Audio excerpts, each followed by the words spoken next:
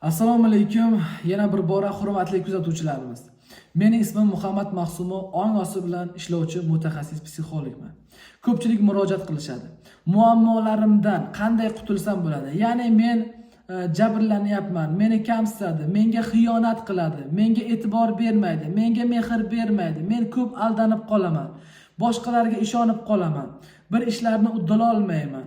Ishim doim chappa-chasak ketadi deb har xil o'zlarini holatlarini menga aytishadi. Bitta narsa, sizni hayotingizda bo'layotgan muammo aslida nima uchun bo'layotganligini anglab tushunmaguningizcha hech qanday sizga yechim bo'lmaydi. Misol uchun sizni hayotingizda kimlardir aldab ketyaptimi? Siz o'zingizga ishonmaysiz va shu o'rinda boshqalarga ham ishonmaysiz. Sizga insonlarga nisbatan shubha, yomon gumonlar shakllangan degani.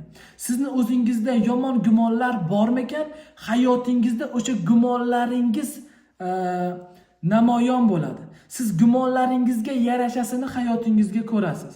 Siz bo'lishi mumkin, men yaxshi fikrlayman, yaxshi so'zlarni aytaman, insonlarga yaxshilik qilishga harakat qilaman deysiz.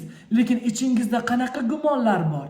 Meni noto'g'ri tushunsa-chi, yana baribir meni tushunmasa-chi, menga xiyonat qilsa-chi, meni aldasachi, u qilsa-chi, bu qilsa-chi.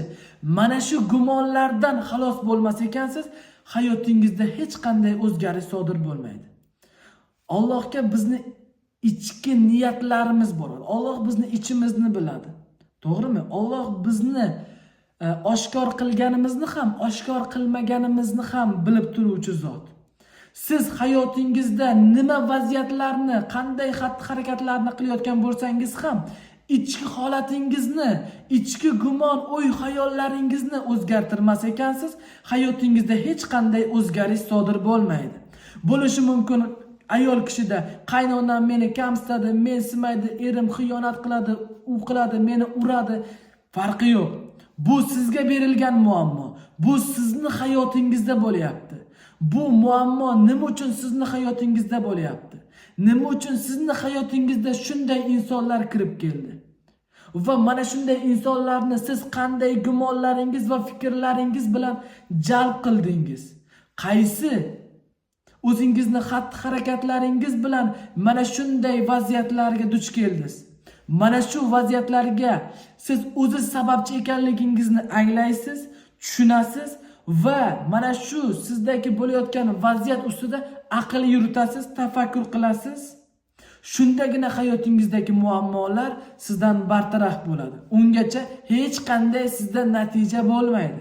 Men buni ishonch bilan ayta olaman. Siz o'zgarishni xohlasangiz, o'zgarishga harakat qilsangiz, natija Allohdan. Inshaalloh sizga Alloh yaxshi insonlarni o'zi ro'baro qilib qo'yadi. Va sizni hayotingizga yaxshiliklarni Alloh o'zi ato etadi. Siz yaxshiliklarga tayyor bo'ling. Siz yaxshiliklarga o'zingizni tayyorlang, gumonlaringizni yaxshilang, ilmlaringizni yangilab boring. Inshaalloh hayotingiz albatta yaxshilanadi. Meni tanimaydiganlar uchun men o'zimni tanishtirib o'taman. Meni ismim Muhammad Mahsumov, ong osti bilan ishlovchi mutaxassis psixologman. Sizni tasavvur, nosog'lom tasavvur, fikr, hissiyot, e'tiqodlaringiz, ishonchlaringiz bilan ishlovchi mutaxassis psixolog bo'laman.